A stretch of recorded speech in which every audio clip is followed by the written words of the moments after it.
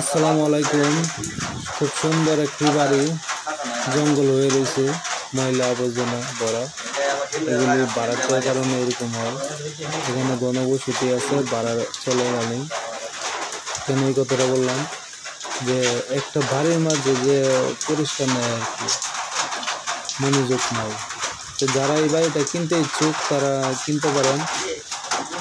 তেমন সুন্দর না, কিন্তু আপনি সুন্দর করে নিতে হবে।